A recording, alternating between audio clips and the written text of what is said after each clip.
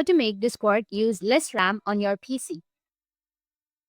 So if you want to make Discord use less RAM on your PC, then first you need to open up your Discord application. Make sure that you've logged into your account. Once you're on your Discord, you just need to simply go with the user settings, which will be on the bottom left. And from here, you'll have accessibility. Click on accessibility. Scroll down a bit and find profile colors. Disable sync profile feeds. And you need to also disable sync contrast settings.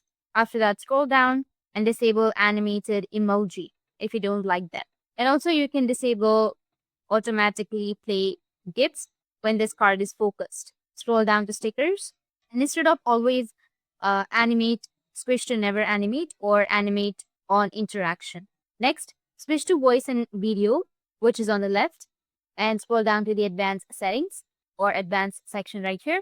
Make sure you enable video codec and hardware acceleration. This allows Discord to use your graphic card to process videos instead of RAM. You may have that option under your video section. Under voice and video, go with video. Scroll down, go with advanced right here. And here you will have your video codec and video hardware acceleration. You can also go with video processing and disable echo cancellation.